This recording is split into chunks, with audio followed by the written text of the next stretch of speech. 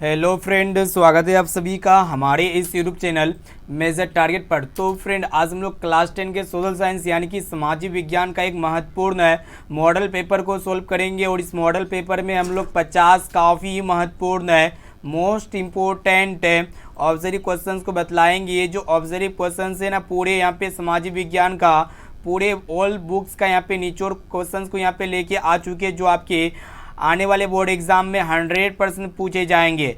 अगर आप भी इस बार मैट्रिक के बोर्ड एग्जाम देने वाले हैं ना, तो इस वीडियो को शुरू से लेकर आखिरी तक ज़रूर देखिएगा। और दोस्तों, इस वीडियो में जितने भी क्वेश्चन सेलेक्टेड है ना, सभी क्वेश्चन बहुत ही महत्वपूर्ण है MBBI प्रश्न है, जो आपके एग्जाम में आएगा ही आएगा। अगर आप भी इस बार मैट्रिक के बोर्ड एग्जाम देने वाले हैं ना, तो इस वीडियो में जितने भी क्वेश्चन सेलेक्टेड है, सभी क्वेश्चन को अच्छी तरह से याद करते हुए जाना है। और दोस्तों, इसका PDF जो है ना, हम फ्री में अपने वेबसाइट पे देंगे। आप PDF कैसे डाउनलोड कीजिएगा, आपको जो ना वीडियो के लास्ट में बता दिया जाएगा। और दोस्तों, यहाँ पे फटाफट से वीडियो को लाइक कर दीजिएगा। चैनल पर नए हैं ना, तो प्लीज़ दोस्तों चैनल को सब्सक्राइब कर लीजिएगा। साथ में नोटिफिकेशन बेल आइकन आएगा, इसे प्रेस करके ऑल पर जरूर सेलेक्ट कर लीजिएगा। और दोस्तों, जो भी विद्यार्थी हमारे व्हाट्सएप ग्रुप में अभी तक नहीं जुड़े हैं, तो फटाफट से जल्दी से आप हमारे व्हाट्सएप ग्रुप में जुड़ जाइए। ये मेरा व्हाट्सएप नंबर है 6206707659। सिंपल इस नंबर को आप सेव कीजिए, आप हेलो कीजिए। आपको जो है ना दोस्तों, व्हाट्सएप ग्रुप में 1 से 2 घंटे के अंदर जो है ना ऐड कर दिया जाएगा। तो चलिए शुरू करते हैं यहाँ पे आज के पहले नंबर प्रश्न के साथ। देखिएगा, प्रश्न ये रहा है कि चिपको आंदोलन निम्न में से किससे संबंधित है। ये प्रश्न जो ना बोर्ड एग्जाम में 100% लड़ेगा ही लड़ेगा, क्योंकि ये प्रश्न जो ना प्रत्येक वर्ष पूछते हुए आ रहा है। तो यहाँ पे ऑप्शन ए में आपको दे पेड़ बचने से, या फिर नहीं नदी बचने से, या फिर आर्थिक शोषण से, या फिर शराबखोरी के विरोध से। तो फ्रेंड, ये जो चिपको आंदोलन है ना, पेड़ बचने से संबंधित है, यानी कि यहाँ पे ए वाला ऑप्शन जो है ना बिल्कुल ही करेक्ट आंसर हो जाएगा। और दोस्तों, एक प्रश्न ये पूछे आते हैं कि चिपको आंदोलन के अग्रणी नेता कौन थे। तो सुंदरलाल बहुगुणा थे, साथ में इसे भी आपको याद होना चाहिए। अब चलिए दोस्तों, देखते हैं यहाँ पे नेक्स्ट क्वेश्चन क्या करा है कि लोकतंत्र में फैसले लिए जाते हैं, काफ़ी महत्वपूर्ण है। तो यहाँ पे ऑप्शन ए में आपको तो जल्दी से, या फिर देर से, या फिर अति शीघ्र, या फिर सभी गलत है। तो फ्रेंड, लोकतंत्र में जो फैसले लिए जाते हैं ना, देर से लिए जाते हैं, यानी कि यहाँ पे बी वाला ऑप्शन जो है ना बिल्कुल ही करेक्ट आंसर हो जाएगा। अब चलिए दोस्तों, देखते हैं यहाँ पे नेक्स्ट क्वेश्चन को देखिएगा, जो कि बहुत ही महत्वपूर्ण है। क्या कराए कि भारत में किस प्रकार के लोकतंत्र की व्यवस्था है, काफ़ी महत्वपूर्ण है। तो यहाँ पे ऑप्शन ए में आपको प्रत्यक्ष, या फिर अप्रत्यक्ष, या फिर दोनों, और ऑप्शन डी में आपका है इनमें से कोई नहीं। तो फ्रेंड, भारत में जो है ना अप्रत्यक्ष प्रकार की लोकतंत्र की व्यवस्था है, यानी कि यहाँ पे बी वाला ऑप्शन जो है ना बिल्कुल ही करेक्ट आंसर हो जाएगा। अब चलिए दोस्तों, देखते हैं यहाँ पे नेक्स्ट क्वेश्चन को देखिएगा, जो कि बहुत ही महत्वपूर्ण है। क्या कराए कि बिहार में जीवन यापन का मुख्य साधन क्या है। तो यहाँ पे ऑप्शन ए में आपको उद्योग, या फिर कृषि, या फिर व्यापार, और ऑप्शन डी है इनमें से सभी। तो फ्रेंड, बिहार में जीवन यापन का जो मुख्य साधन है ना, कृषि है, यानी कि यहाँ पे बी वाला ऑप्शन जो है ना बिल्कुल ही करेक्ट आंसर हो जाएगा। और दोस्तों, हमारा जो बिहार राज्य है ना, ये कृषि प्रधान राज्य में से एक है। अब चलिए दोस्तों, देखते हैं यहाँ पे नेक्स्ट क्वेश्चन को देखिएगा, जो कि बहुत ही महत्वपूर्ण है। क्या कराएगी भारत में वोट देने का यहाँ पे न्यूनतम उम्र क्या है। तो यहाँ पे ऑप्शन ए में आपका दिया 18 वर्ष, या फिर 16 वर्ष, या फिर 20 वर्ष, या फिर 21 वर्ष। तो फ्रेंड, भारत में मतदाता देने का जो न्यूनतम उम्र होता है ना, कितना होता है, 18 वर्ष होता है, यानी कि यहाँ पे ए वाला ऑप्शन जो है ना बिल्कुल ही करेक्ट आंसर हो जाएगा। अब चलिए फ्रेंड, देखते हैं यहाँ पे नेक्स्ट क्वेश्चन को देखिएगा, जो कि बहुत ही महत्वपूर्ण है। क्या कराए कि मरुस्थलीय मृदा का विस्तार भारत के किस राज्य में है, काफ़ी महत्वपूर्ण है। तो यहाँ पे ऑप्शन ए में आपको उत्तर प्रदेश में, या फिर मेघालय में, या फिर राजस्थान राज्य में, या फिर मध्य प्रदेश राज्य में। तो फ्रेंड, ये जो मरुस्थलीय मृदा का विस्तार है ना, भारत के राजस्थान राज्य में है, यानी कि यहाँ पे सी वाला ऑप्शन जो है ना बिल्कुल ही करेक्ट आंसर हो जाएगा। और दोस्तों, भारत का सबसे बड़ा राज्य कौन सा है। तो ये राजस्थान राज्य है, साथ में इसे भी आपको याद होना चाहिए। अब चलिए दोस्तों, देखते हैं यहाँ पे नेक्स्ट क्वेश्चन क्या करा है कि कौन भारत का सबसे बड़ा लौह उत्पादक राज्य है। ये भी प्रश्न जो ना बोर्ड एग्जाम में 100% पूछे जाएंगे। तो यहाँ पे ऑप्शन ए में आपको कर्नाटक राज्य, या फिर गोवा राज्य, या फिर उड़ीसा राज्य, या फिर झारखंड राज्य। तो फ्रेंड, भारत का सबसे बड़ा लौह उत्पादक राज्य जो है ना, कर्नाटक राज्य है, इसे आपको याद होना चाहिए दोस्तों। यानी कि यहाँ पे ए वाला ऑप्शन जो है ना बिल्कुल ही करेक्ट आंसर हो जाएगा। और दोस्तों, एक प्रश्न ये पूछे आते हैं कि मैंगनीज भारत के किस राज्य में होता है। तो मैंगनीज भारत के जो है ना उड़ीसा राज्य में होता है, साथ में इसे भी आपको याद होना चाहिए। अब चलिए फ्रेंड देखते हैं यहाँ पे नेक्स्ट क्वेश्चन क्या करा है कि सीमेंट उद्योग का सबसे प्रमुख कच्चा माल क्या है। तो यहाँ पे ऑप्शन ए में आपका चूना पत्थर या फिर ग्रेनाइट या फिर लोहा, और ऑप्शन डी में आपका दिया पत्थर। तो फ्रेंड है सीमेंट उद्योग का जो सबसे प्रमुख कच्चा माल है ना चूना पत्थर है, इसे आपको याद होना चाहिए, यानी कि यहाँ पे ए वाला ऑप्शन जो है ना बिल्कुल ही करेक्ट आंसर हो जाएगा। अब चलिए फ्रेंड देखते हैं यहाँ पे नेक्स्ट क्वेश्चन को देखिएगा। प्रश्न ये कराए कि मनुष्य के आर्थिक जीवन में सबसे महत्वपूर्ण है। तो यहाँ पे ऑप्शन ए में आपको दे मुद्रा या फिर खेत या फिर जमीन के कागजात या फिर मूल गुजारी रसीद। तो फ्रेंड है मनुष्य के आर्थिक जीवन में जो सबसे महत्वपूर्ण है ना मुद्रा यानी कि करेंसी है, और दोस्तों भारत का मुद्रा क्या है, रुपया है, साथ में से भी आपको याद होना चाहिए। अब चलिए फ्रेंड देखते हैं यहाँ पे नेक्स्ट क्वेश्चन को देखिएगा जो कि बहुत ही महत्वपूर्ण है, और ये प्रश्न जो ना बोर्ड एग्जाम में 100% पूछे जाएंगे। क्या करा है कि गुटेनबर्ग का जन्म किस देश में हुआ था, मोस्ट इंपोर्टेंट है। तो यहाँ पे ऑप्शन ए में आपका दिया अमेरिका में या फिर जर्मनी में या फिर जापान में या फिर इंग्लैंड में। तो फ्रेंड ये जो गुटेनबर्ग का जो जन्म हुआ था ना जर्मनी देश में हुआ था, इसे आपको याद होना चाहिए, यानी कि यहाँ पे बी वाला ऑप्शन जो है ना बिल्कुल ही करेक्ट आंसर हो जाएगा। और दोस्तों एक प्रश्न ये पूछे आते हैं कि आधुनिक छापखाना का आविष्कार किसने किया था। तो यही गुटेनबर्ग जी ने किए थे, साथ में से भी आपको याद होना चाहिए। अब चलिए फ्रेंड देखते हैं यहाँ पे नेक्स्ट क्वेश्चन क्या कराए कि हिंद चीन में बसने वाले फ्रांसीसी को क्या कहा जाता था, मोस्ट इंपोर्टेंट है, और ये प्रश्न जो ना 100% बोर्ड एग्जाम में पूछे जाएंगे। तो यहाँ पे आपको बताना है कि हिंद चीन में बसने वाले फ्रांसीसी को क्या कहा जाता है, वही आपको बताना है, ठीक है।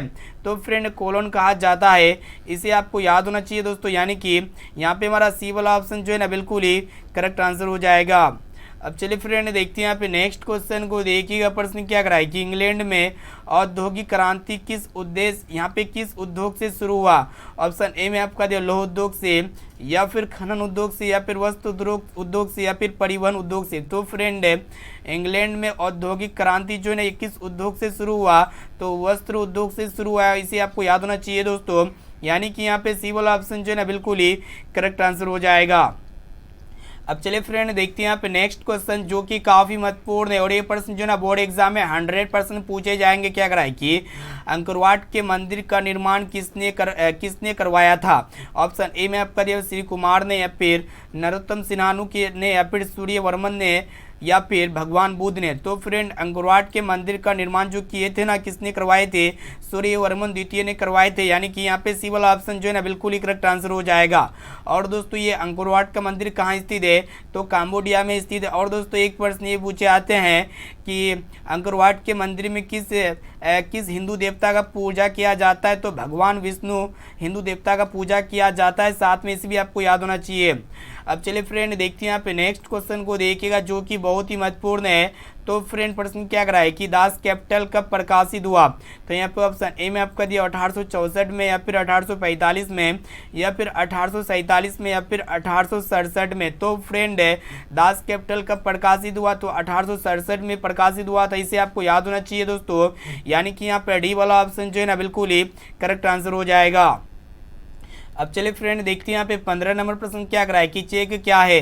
तो यहाँ पे ऑप्शन ए में आपको श्रमिक वर्ग या फिर पादरी वर्ग या फिर सेना की टुकड़ी या फिर पुलिस दास्ता। तो फ्रेंड ये जो चेक है ना एक प्रकार का पुलिस दास्ता है, इसे आपको याद होना चाहिए, यानी कि यहाँ पे डी वाला ऑप्शन जो है ना बिल्कुल ही करेक्ट आंसर हो जाएगा। अब चलिए फ्रेंड देखते हैं यहाँ पे नेक्स्ट क्वेश्चन को देखिएगा जो कि बहुत ही महत्वपूर्ण है और बोर्ड एग्जाम में लगातार कई वर्षों से पूछते हुए आ रहा है। तो प्रश्न ये कराए कि साम्यवादी शासन का पहला प्रयोग कहाँ पे हुआ था। तो यहाँ पे ऑप्शन ए में आपको रूस में या फिर जापान में या फिर चीन में या फिर क्यूबा में। तो फ्रेंड साम्यवादी शासन का पहला प्रयोग जो है ना रूस में हुआ था, यानी कि यहाँ पे ए वाला ऑप्शन जो है ना बिल्कुल ही करेक्ट आंसर हो जाएगा। अब चलिए फ्रेंड देखते हैं यहाँ पे नेक्स्ट क्वेश्चन को देखिएगा जो कि मोस्ट इम्पोर्टेंट है। तो फ्रेंड प्रश्न क्या करा है कि बिहार में पंचायती राज व्यवस्था का कार्यकाल कितना होता है, काफ़ी महत्वपूर्ण है। तो फ्रेंड बिहार में पंचायती राज व्यवस्था का जो कार्यकाल होता है ना 5 वर्षों का होता है, इसे आपको याद होना चाहिए दोस्तों, यानी कि यहाँ पे हमारा बी वाला ऑप्शन जो है ना बिल्कुल ही करेक्ट आंसर हो जाएगा। अब चलिए फ्रेंड देखते हैं यहाँ पे नेक्स्ट क्वेश्चन को देखिएगा जो कि बहुत ही महत्वपूर्ण है और बोर्ड एग्जाम में ये प्रश्न जो ना 100% पूछे जाएंगे। तो फ्रेंड प्रश्न क्या कर रहा है कि बिहार में संपूर्ण क्रांति का नेतृत्व किसने किया?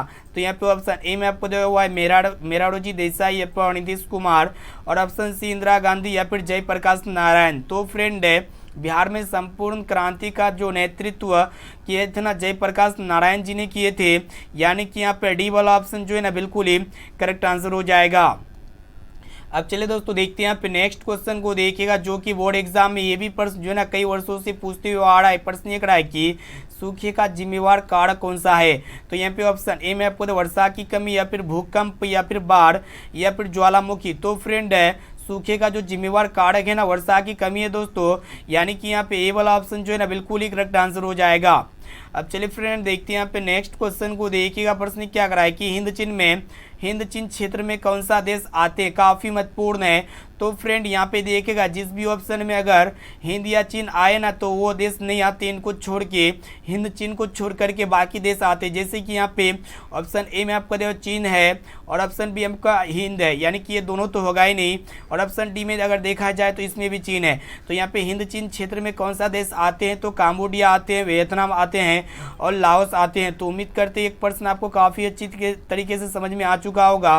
तो फ्रेंड अभी तक वीडियो को लाइक नहीं किया ना तो प्लीज़ दोस्तों जल्दी से फटाफट से वीडियो को लाइक कर दीजिएगा, और चैनल पर नए हैं ना तो प्लीज़ दोस्तों चैनल को सब्सक्राइब कर लीजिएगा, साथ में नोटिफिकेशन बेल आइकन आएगा, इसे प्रेस करके ऑल पर जरूर सेलेक्ट कर लीजिएगा। और दोस्तों आपको लास्ट में बताया जाएगा कि ऑनलाइन टेस्ट कैसे दिया जाता है और आप जो है ना फ्री में PDF वगैरह नोट्स वगैरह कैसे डाउनलोड कर सकते हैं। तो यहाँ पे आपको जो है ना हमारा संस्था में सब कुछ इन टोटल यहाँ पे सब कुछ फ्री ऑफ कॉस्ट मिलते हैं, इसलिए यहाँ पे क्लास रेगुलर करते रहिए दोस्तों। देखते हैं यहाँ पे नेक्स्ट क्वेश्चन क्या करा है कि रेगुन मिट्टी किस, यहाँ पे आपको बताना है कि रेगुन मिट्टी किस मिट्टी का दूसरा नाम है? तो यहाँ पे ऑप्शन ए में आपको काली मिट्टी का या फिर लाल मिट्टी का या फिर जलोढ़ मिट्टी का या फिर पीली मिट्टी का। तो फ्रेंड ये जो रेगुन मिट्टी का जो दूसरा नाम है ना काली मिट्टी है, यानी कि यहाँ पे ए वाला ऑप्शन जो है ना बिल्कुल ही करेक्ट आंसर हो जाएगा। और दोस्तों ये काली मिट्टी किस फसल के लिए उपयोगी होती है? तो कपास की फसल के लिए काली मिट्टी उपयोगी होती है। और दोस्तों ये कपास का उत्पादन किस राज्य में होता है? तो गुजरात राज्य में जो है ना कपास का उत्पादन सबसे ज़्यादा होता है। अब चलिए फ्रेंड देखते हैं यहाँ पे नेक्स्ट क्वेश्चन को देखिएगा, जो कि बहुत ही महत्वपूर्ण है। तो फ्रेंड प्रश्न क्या करा है कि टेक्सोल का उपयोग किस में किया जाता है? तो यहाँ पे ऑप्शन ए में आपको मलेरिया में या फिर एड्स में या फिर कैंसर में या फिर टीबी में। तो फ्रेंड टेक्सोल का जो उपयोग किया जाता है ना कैंसर में किया जाता है, यानी कि यहाँ पे सी वाला ऑप्शन जो है ना बिल्कुल ही करेक्ट आंसर हो जाएगा। अब चलिए फ्रेंड देखते हैं यहाँ पे नेक्स्ट क्वेश्चन को देखिएगा, जो कि बहुत ही महत्वपूर्ण है। क्या करा है कि निम्न में से कौन सी मिट्टी सर्वाधिक उपजाऊ है? तो यहाँ पे ऑप्शन ए में आपका दिया पर्वतीय मिट्टी या फिर मरुस्थलीय मिट्टी या फिर पीली मिट्टी या फिर जलोढ़ मिट्टी। तो फ्रेंड यहाँ पे सबसे अत्यधिक उपजाऊ मिट्टी जो होती है ना जलोढ़ मिट्टी होती है, यानी कि यहाँ पे डी वाला ऑप्शन जो है ना बिल्कुल ही करेक्ट आंसर हो जाएगा। और दोस्तों भारत में सर्वाधिक कौन सी मिट्टी पाई जाती है? तो जलोढ़ मिट्टी पाई जाती है, साथ में से भी आपको याद होना चाहिए। अब चलिए फ्रेंड देखते हैं यहाँ पे 24वां प्रश्न क्या करा है कि एशिया का सबसे बड़ा परमाणु विद्युत गृह कहाँ स्थित है? तो यहाँ पे ऑप्शन ए में आपको तारापुर में या फिर कलपक्कम में या फिर नरोड़ा में या फिर कैगा में। तो फ्रेंड एशिया का जो सबसे बड़ा परमाणु विद्युत गृह है ना ये तारापुर में स्थित है, यानी कि यहाँ पे ए वाला ऑप्शन जो है ना बिल्कुल ही करेक्ट आंसर हो जाएगा। और दोस्तों ये तारापुर कहाँ है? तो महाराष्ट्र में है, साथ में से भी आपको याद होना चाहिए। अब चलिए फ्रेंड देखते हैं यहाँ पे नेक्स्ट क्वेश्चन को देखिएगा क्या करा है कि विश्व में सर्वप्रथम मुद्रण की शुरुआत कहाँ हुई है? तो यहाँ पे ऑप्शन ए में आपको दिया जापान में या फिर चीन में या फिर अमेरिका में या फिर भारत में। तो फ्रेंड विश्व में सर्वप्रथम मुद्रण की जो शुरुआत हुई थी ना चीन देश में हुई थी, इसे आपको याद होना चाहिए दोस्तों, यानी कि यहाँ पे बी वाला ऑप्शन जो है ना बिल्कुल ही करेक्ट आंसर हो जाएगा। तो फ्रेंड आज के इस वीडियो में हम लोग काफ़ी महत्वपूर्ण है पूरे यहाँ पे सामाजिक विज्ञान यानी कि सोशल साइंस में जितने भी बुक्स हैं ना पूरे सभी बुक्स का यहाँ पे 50 मोस्ट इम्पोर्टेंट ऑब्जेक्टिव क्वेश्चंस के मॉडल पेपर को सोल्व कर रहे हैं। अगर आप ये सभी क्वेश्चंस को अच्छी तरह से याद कर लेते पढ़ लेते हैं ना तो ये मेरा गारंटी है दोस्तों कि सामाजिक विज्ञान में आपसे एक भी प्रश्न नहीं छूटेगा, सारा का सारा प्रश्न जो ना इसी वीडियो से आने वाला है। और दोस्तों यहाँ पे क्लास को रेगुलर कीजिए, ठीक है। और यहाँ पे जो भी विद्यार्थी नए हैं ना इस वीडियो को देख रहे हैं तो यहाँ पे आप क्लास का टाइम को नोट कर लीजिए। तो यहाँ पे आपका एग्जाम तक जो है ना 1 बजे दोपहर में डेली क्लास होगी और यहाँ पे 6:30 बजे जो है ना दोस्तों शाम में क्लास होगी और यहाँ पे 6 बजे सुबह में क्लास होगी। तो ये तीनों यहाँ पे तीनों क्लास को जो है ना आपको डेली करना है, प्रत्येक दिन करना है। और दोस्तों वेबसाइट पे डेली जो है ना टेस्ट चलती है। टेस्ट का समय है 5 बजे सुबह में यहाँ पे लग जाता है टेस्ट, और यहाँ पे पूरे दिन जो है ना पूरे दिन टेस्ट चलते रहता है। तो आप जो है ना टेस्ट कभी भी दे सकते हैं। अब चलिए फ्रेंड देखते हैं यहाँ पे नेक्स्ट क्वेश्चन क्या करा है कि गोंडवाना समूह में किसका निर्माण हुआ था। ये भी प्रश्न जो ना बोर्ड एग्जाम में काफ़ी बार पूछा जा चुका है। तो यहाँ पे ऑप्शन ए में आपको सोना का, या फिर हीरा का, या फिर कोयला का, या फिर चांदी का। तो यहाँ पे आपको बताना है कि गोंडवाना समूह में किसका निर्माण हुआ था। तो फ्रेंड कोयला का निर्माण हुआ था, इसे आपको याद होना चाहिए दोस्तों। यानी कि यहाँ पे सी वाला ऑप्शन जो है ना बिल्कुल ही करेक्ट आंसर हो जाएगा। और दोस्तों ये किस राज्य में सबसे अधिक कोयला होता है, तो झारखंड राज्य में कोयले का उत्पादन सबसे ज़्यादा होता है। और दोस्तों ये कोयला कितने प्रकार के होते हैं, तो कोयला 4 प्रकार के होते हैं। सबसे अच्छा किस्म का कोयला कौन सा होता है, तो एंथ्रासाइड होता है। और दोस्तों सबसे घटिया किस्म का कोयला कौन सा होता है, तो पीट होता है। साथ में से भी आपको याद होना चाहिए। अब चलिए फ्रेंड देखते हैं यहाँ पे नेक्स्ट क्वेश्चन को देखिएगा क्या कराए कि राष्ट्रीय विकास परिषद का गठन कब हुआ था। बहुत ही महत्वपूर्ण है। तो यहाँ पे ऑप्शन ए में आपको 1950 में, या फिर 1951 में, या फिर 1952 में, या फिर 1953 में। तो फ्रेंड राष्ट्रीय विकास परिषद का जो गठन हुआ था ना 1952 में हुआ था। इसे आपको याद होना चाहिए दोस्तों। यानी कि यहाँ पे हमारा सी वाला ऑप्शन जो है ना बिल्कुल ही करेक्ट आंसर हो जाएगा। अब चलिए फ्रेंड देखते हैं यहाँ पे नेक्स्ट क्वेश्चन को देखिएगा जो कि बहुत ही महत्वपूर्ण है। ये भी प्रश्न ना बोर्ड एग्जाम में काफ़ी बार पूछा जा चुका है। क्या कराए कि रेलवे, यहाँ पे आपको बताना है कि रेलवे वर्कशॉप कहाँ स्थित है। तो यहाँ पे ऑप्शन ए में आपको जमालपुर में, या फिर पटना में, या फिर छपरा में, या फिर गोंडा में। तो फ्रेंड ये जो रेलवे वर्कशॉप जो है ना कहाँ पे स्थित है, तो जमालपुर में स्थित है। इसे आपको याद होना चाहिए दोस्तों। यानी कि यहाँ पे ए वाला ऑप्शन जो है ना बिल्कुल ही करेक्ट आंसर हो जाएगा। अब चलिए फ्रेंड देखते हैं यहाँ पे नेक्स्ट क्वेश्चन को देखिएगा। ये भी प्रश्न जो है ना काफ़ी बार पूछा जा चुका है गत वर्षों में। तो यहाँ पे प्रश्न ये कराए कि खाद कारखाना कहाँ स्थित है। तो यहाँ पे ऑप्शन ए में आपका देवाड़ा में, या फिर पटना में, या फिर बरौनी में, या फिर जमशेदपुर में। तो फ्रेंड खाद का कारखाना कहाँ पे स्थित है, तो बरौनी में स्थित है। यानी कि यहाँ पे सी वाला ऑप्शन जो है ना बिल्कुल ही करेक्ट आंसर हो जाएगा। अब चलिए फ्रेंड देखते हैं यहाँ पे 30वें प्रश्न को देखिएगा जो कि बहुत ही महत्वपूर्ण है। प्रश्न क्या कराए कि भूकंप की तीव्रता किससे मापा जाता है। तो यहाँ पे ऑप्शन ए में आपको मल्टीमीटर से, या फिर फोकस से, या फिर रिक्टर स्केल से, या फिर सुनामी से। तो फ्रेंड भूकंप की तीव्रता का जो माप किया जाता है ना रिक्टर स्केल यानी कि रिक्टर पैमाना के द्वारा किया जाता है। और दोस्तों एक प्रश्न ये पूछा जाता है कि भूकंप से प्रभावित कौन क्षेत्र है, तो देहरादून है। साथ में से भी आपको याद होना चाहिए। अब चलिए फ्रेंड देखते हैं यहाँ पे नेक्स्ट क्वेश्चन को देखिएगा जो कि बहुत ही महत्वपूर्ण है। प्रश्न क्या कराए कि भारतीय संविधान द्वारा मान्य राष्ट्रीय भाषाओं की संख्या कितनी है। बहुत ही महत्वपूर्ण है। तो यहाँ पे ऑप्शन ए में आपको 15, या फिर 18, या फिर 19, या फिर 22। तो फ्रेंड भारतीय संविधान के द्वारा मान्य राष्ट्रीय भाषाओं की जो संख्या है ना 22 है। इसे आपको याद होना चाहिए दोस्तों। यानी कि यहाँ पे डी वाला ऑप्शन जो है ना बिल्कुल ही करेक्ट आंसर हो जाएगा। और दोस्तों भारतीय संविधान को कब अपनाया गया था, तो 26 जनवरी 1950 में अपनाया गया था। साथ में इसे भी आपको याद होना चाहिए। अब चलिए फ्रेंड देखते हैं यहाँ पे नेक्स्ट क्वेश्चन को देखिएगा। तो फ्रेंड प्रश्न जो कि काफ़ी महत्वपूर्ण है। प्रश्न क्या कराए कि सूचना के अधिकार आंदोलन की शुरुआत कहाँ से हुई। बोर्ड एग्जाम में 100% पूछे जाएंगे। प्रश्न ये कराए कि सूचना के अधिकार आंदोलन की शुरुआत कहाँ से हुई थी। तो फ्रेंड राजस्थान राज्य से हुई थी। इसे आपको याद होना चाहिए दोस्तों। यानी कि यहाँ पे ए वाला ऑप्शन जो है ना बिल्कुल ही करेक्ट आंसर हो जाएगा। और दोस्तों सूचना के अधिकार के मतलब सूचना के अधिकार कानून कब बना, तो 2005 में बना था। साथ में इसे भी आपको याद होना चाहिए। अब चलिए फ्रेंड देखते हैं यहाँ पे नेक्स्ट क्वेश्चन को देखिएगा जो कि बहुत ही महत्वपूर्ण है। और ये भी प्रश्न जो ना बोर्ड एग्जाम में 100% पूछे जाएंगे। क्या कराए कि ताड़ी विरोधी आंदोलन किस राज्य से शुरू किया गया। तो फ्रेंड ऑप्शन ए में आपको बिहार राज्य से, या फिर उत्तर प्रदेश राज्य से, या फिर आंध्र प्रदेश राज्य से, या फिर तमिलनाडु राज्य से। तो फ्रेंड ताड़ी विरोधी जो आंदोलन जो शुरू हुआ था ना किस राज्य से शुरू हुआ था वही आपको बताना है।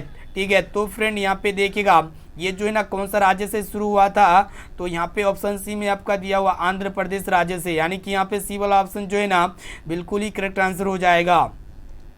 अब चलिए फ्रेंड देखते हैं यहाँ पे नेक्स्ट क्वेश्चन क्या कराए कि भारत में दल बदल कानून किस वर्ष लागू किया गया। तो फ्रेंड भारत में जो दल बदल कानून जो लागू किया गया था ना 1985 ईस्वी में लागू किया गया था। यानी कि यहाँ पे सी वाला ऑप्शन जो है ना बिल्कुल ही करेक्ट आंसर हो जाएगा। और दोस्तों दल बदल कानून किस पर लागू होता है, तो सांसद और विधायक दोनों पर लागू होते हैं। चलिए फ्रेंड देखते हैं यहाँ पे नेक्स्ट क्वेश्चन को देखिएगा क्या करा है कि बिहार के किस जिले का प्रति व्यक्ति आय कम है। तो यहाँ पे ऑप्शन ए में आपका जो नालंदा या फिर रोहतास की या फिर सिवान की या फिर शिवहर की। तो फ्रेंड यहाँ पे बिहार के किस राज्य का प्रति व्यक्ति आय सबसे कम है। तो यहाँ पे शिवहर की प्रति व्यक्ति आय सबसे कम है, इसे आपको याद होना चाहिए दोस्तों। और एक प्रश्न ये पूछे आते हैं कि बिहार के किस जिले का प्रति व्यक्ति आय सबसे ज़्यादा है। तो फ्रेंड पटना जिले की प्रति व्यक्ति आय जो ना सबसे ज़्यादा है। अब चलिए फ्रेंड देखते हैं यहाँ पे नेक्स्ट क्वेश्चन को देखिएगा जो कि बहुत ही महत्वपूर्ण प्रश्न एक रहा कि मेटरनिक कौन था। तो फ्रेंड यहाँ पे ऑप्शन ए में आपका ऑस्ट्रेलिया का चांसलर या फिर पर्सा का चांसलर या फिर फ्रांस का चांसलर या फिर रूस का जार। तो फ्रेंड ये जो मेटरनिक थे ना ऑस्ट्रेलिया का चांसलर थे, इसे आपको याद होना चाहिए दोस्तों। यानी कि यहाँ पे ये वाला ऑप्शन जो है ना बिल्कुल ही करेक्ट आंसर हो जाएगा। अब चलिए फ्रेंड देखते हैं यहाँ पे 37वां प्रश्न को देखिएगा जो कि बहुत ही महत्वपूर्ण है। क्या करा है कि यूरोप का मरीज किस देश को कहते हैं। तो यहाँ पे ऑप्शन ए में आपको अमेरिका को या फिर जापान को या फिर तुर्की को या फिर भारत देश को। तो फ्रेंड यूरोप का जो मरीज कहा जाता है ना तुर्की देश को कहा जाता है। यानी कि यहाँ पे सी वाला ऑप्शन जो है ना बिल्कुल ही करेक्ट आंसर हो जाएगा। अब चलिए फ्रेंड देखते हैं यहाँ पे नेक्स्ट क्वेश्चन को देखिएगा जो कि बहुत ही महत्वपूर्ण है। क्या करा है कि गांधी जी को महात्मा की उपाधि किसने दी थी। तो यहाँ पे ऑप्शन ए में आपको दिया मोतीलाल नेहरू ने या फिर लाला लाजपत राय ने या फिर रविंद्रनाथ टैगोर ने या फिर गोपाल कृष्ण गोखले ने। तो फ्रेंड गांधी जी को महात्मा की जो उपाधि दी थी ना किसने दी थी। तो रविंद्रनाथ टैगोर जी ने दी थी। यानी कि यहाँ पे सी वाला ऑप्शन जो है ना बिल्कुल ही करेक्ट आंसर हो जाएगा। अब चले दोस्तों देखते हैं यहाँ पे नेक्स्ट क्वेश्चन क्या करा है कि चौड़ी चौड़ी वर्तमान में किस देश में स्थित है। मोस्ट इंपोर्टेंट है। तो यहाँ पे आपको बताना है कि चौड़ी चौड़ी वर्तमान में किस देश में स्थित है। तो फ्रेंड उत्तर प्रदेश में स्थित है, इसे आपको याद होना चाहिए। यानी कि यहाँ पे ए वाला ऑप्शन जो है ना बिल्कुल ही करेक्ट आंसर हो जाएगा। अब चलिए फ्रेंड देखते हैं यहाँ पे नेक्स्ट क्वेश्चन को देखिएगा। तो फ्रेंड प्रश्न क्या करा है कि लखनऊ समझौता किस वर्ष हुआ था। बोर्ड एग्जाम में ये भी प्रश्न 100% पूछे जाएंगे। तो लखनऊ समझौता जो हुआ था 1916 ईस्वी में हुआ था। यानी कि यहाँ पे ए वाला ऑप्शन जो है ना बिल्कुल ही करेक्ट आंसर हो जाएगा। अब चलिए फ्रेंड देखते हैं यहाँ पे नेक्स्ट क्वेश्चन को देखिएगा प्रश्न जो कि बहुत ही महत्वपूर्ण है। प्रश्न क्या करा है कि सेफ्टी लैम्प के आविष्कार कौन है। यानी कि सेफ्टी लैम्प के आविष्कार कौन है। तो यहाँ पे ऑप्शन ए में आपको जेम्स या फिर जॉन के या फिर क्रॉम्पटन या फिर हेम्फ्री डेवी। तो फ्रेंड ये जो सेफ्टी लैम्प के जो आविष्कार है ना हेम्फ्री डेवी है, इसे आपको याद होना चाहिए। यानी कि यहाँ पे डी वाला ऑप्शन जो है ना बिल्कुल ही करेक्ट आंसर हो जाएगा। अब चलिए फ्रेंड देखते हैं यहाँ पे नेक्स्ट क्वेश्चन को देखिएगा क्या करा है कि रूस कहाँ के दार्शनिक थे। यहाँ पे रूसो कहाँ के दार्शनिक थे। तो फ्रेंड ये जो रूसो है ना फ्रांस देश के दार्शनिक थे। यानी कि यहाँ पे ये वाला ऑप्शन जो है ना बिल्कुल ही करेक्ट आंसर हो जाएगा। अब चलिए फ्रेंड देखते हैं यहाँ पे नेक्स्ट क्वेश्चन को देखिएगा जो कि बहुत ही महत्वपूर्ण है। क्या करा है कि भारत में संविधान सभा का गठन कब हुआ। काफ़ी महत्वपूर्ण है। तो यहाँ पे ऑप्शन ए में आपको 1945 में या फिर 1947 में या फिर 1946 में या फिर 1948 में। तो फ्रेंड भारत में संविधान सभा का जो गठन हुआ था 1946 ईस्वी में हुआ था। यानी कि यहाँ पे सी वाला ऑप्शन जो है ना बिल्कुल ही करेक्ट आंसर हो जाएगा। और दोस्तों भारत यहाँ पे एक प्रश्न ये पूछे आते हैं कि भारत आज़ाद कब हुआ था। तो 1947 ईस्वी में आज़ाद हुआ था। साथ में इसे भी आपको याद होना चाहिए। अब चलिए फ्रेंड देखते हैं यहाँ पे नेक्स्ट क्वेश्चन क्या करा है कि निम्न में से कौन अनवीकरणीय स्रोत है। तो यहाँ पे ऑप्शन ए में आपको दे सौर या फिर पवन या फिर लकड़ी या फिर पेट्रोलियम। तो फ्रेंड अनवीकरणीय स्रोत क्या होते हैं। ऊर्जा के वैसे स्रोत जो आने वाले समय में समाप्त हो जाए। यानी कि जिनका भंडारण सीमित हो, जो 100% चाहे उसका लाख वर्ष लग जाए करोड़ों वर्ष लग जाए लेकिन उसका समापन होना निश्चित है। जैसे कि पेट्रोलियम का समाप्त होना निश्चित है। जैसे कि आपका क्या क्या होते हैं पेट्रोलियम में, आपका जैसे कि डीजल हो गया, पेट्रोल हो गया, किरोसिन हो गया, इस सब का एक मतलब आने वाले समय में इसका क्या होगा भंडारण सीमित है। आने वाले समय में क्या होगी खत्म हो जाएगी। ठीक है। अब चलिए दोस्तों देखते हैं यहाँ पे नेक्स्ट क्वेश्चन को देखिएगा क्या करा है कि विश्व में सबसे अधिक फलों और सब्जियों का उत्पादन किस देश में होता है। काफ़ी महत्वपूर्ण है। तो यहाँ पे विश्व में सबसे अधिक फलों और सब्जियों का जो उत्पादन होते हैं किस देश में होते हैं। फ्रांस देश में या फिर जर्मनी देश में या फिर रूस देश में या फिर भारत देश में। तो फ्रेंड विश्व में सबसे अधिक फलों और सब्जियों का जो उत्पादन होते हैं ना अपने देश भारत में होते हैं। यानी कि यहाँ पे डी वाला ऑप्शन जो है ना बिल्कुल ही करेक्ट आंसर हो जाएगा। अब चलिए दोस्तों देखते हैं यहाँ पे नेक्स्ट क्वेश्चन क्या करा है कि दूध के उत्पादन में लाई गई क्रांति कौन सी है। तो दूध के उत्पादन में जो लाई गई जो क्रांति है दोस्तों श्वेत क्रांति है, जो कि यहाँ पे बी ऑप्शन में दिया हुआ है, यानी कि यहाँ पे बी वाला ऑप्शन जो है ना बिल्कुल ही करेक्ट आंसर हो जाएगा। अब चलिए फ्रेंड देखते हैं यहाँ पे नेक्स्ट क्वेश्चन को, देखिएगा क्या करा है कि नाग अर्जुन परियोजना किस नदी पर स्थित है। तो यहाँ पे ऑप्शन ए में आपको दे गंगा नदी पर, या फिर कृष्णा नदी पर, या फिर यमुना नदी पर, या फिर कावेरी नदी पर। तो फ्रेंड नाग अर्जुन परियोजना जो है ना एक कृष्णा नदी पर स्थित है, यानी कि यहाँ पे बी वाला ऑप्शन जो है ना बिल्कुल ही करेक्ट आंसर हो जाएगा। अब चलिए फ्रेंड देखते हैं यहाँ पे नेक्स्ट क्वेश्चन को, देखिएगा जो कि बहुत ही महत्वपूर्ण है। क्या करा है कि सुनामी किस देश पर सुनामी किस स्थान पर आता है। तो यहाँ पे ऑप्शन ए में आपको था जंगल में, या फिर समुद्र में, या फिर भूमि पे, या फिर आकाश में। तो फ्रेंड ये जो सुनामी है ना किस स्थान पर आती है, तो समुद्र में आती है। और दोस्तों एक प्रश्न ये पूछे आते हैं कि सुनामी किस देश में ज़्यादा आता है। तो जापान देश में जो है ना सुनामी सबसे ज़्यादा आता है। अब चलिए दोस्तों देखते हैं यहाँ पे नेक्स्ट क्वेश्चन को, देखिएगा तो फ्रेंड प्रश्न क्या करा है कि गदर पार्टी का स्थापना किसने किया। ऑप्शन ए में आपका देखो चंद्रशेखर ने, या फिर लाला हरदयाल ने, या फिर महात्मा गांधी ने, या फिर जयप्रकाश नारायण ने। तो फ्रेंड गदर पार्टी का जो स्थापना किए थे ना लाला हरदयाल ने किया था, इसे आपको याद होना चाहिए दोस्तों, यानी कि यहाँ पे बी वाला ऑप्शन जो है ना बिल्कुल ही करेक्ट आंसर हो जाएगा।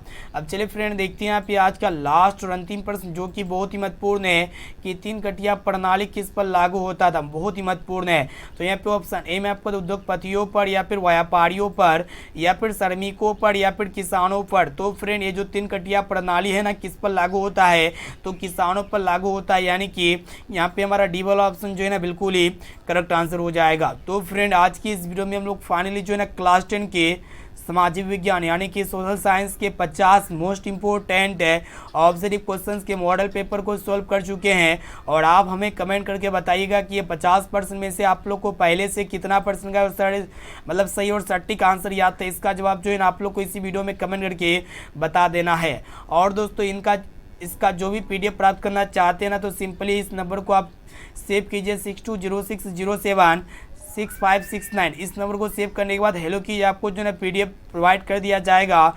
और आप इनके साथ साथ जो है ना दोस्तों आपको व्हाट्सएप ग्रुप में भी जोड़ दिया जाएगा, ठीक है। और दोस्तों अभी तक आप वीडियो को लाइक नहीं किया ना, तो प्लीज़ दोस्तों जल्दी से फटाफट से वीडियो को लाइक भी कर दीजिएगा। और चैनल पर नए हैं ना, तो प्लीज़ दोस्तों चैनल को सब्सक्राइब कर लीजिएगा, साथ में नोटिफिकेशन बेल आइकन आएगा, इसे प्रेस करके ऑल पर जरूर सेलेक्ट कर लीजिएगा। और दोस्तों इस वीडियो को अपने सोशल मीडिया प्लेटफॉर्म में ज़रूर शेयर कीजिए, ताकि वो भी जो है ना बोर्ड एग्जाम की काफ़ी अच्छी तरीके से तैयारी कर सके। और इनके साथ साथ ये SW क्वेश्चंस का आंसर क्या लगता है, इसका आंसर आप लोग जल्दी से फटाफट से कमेंट करके बताइएगा कि भारत का राष्ट्रीय पक्षी कौन है। तो यहाँ पे ऑप्शन ए है कबूतर, या फिर हंस, या फिर म्यूर, या फिर तोता। ये प्रश्न जो है ना बोर्ड एग्जाम में इस बार पूछे जाएंगे, इसीलिए इसका राइट आंसर आप लोग इसी वीडियो में जल्दी से फटाफट से कमेंट करके बता दीजिएगा दोस्तों। फिर मिलते हैं नेक्स्ट क्लास में, आज के लिए इतना ही, थैंक यू।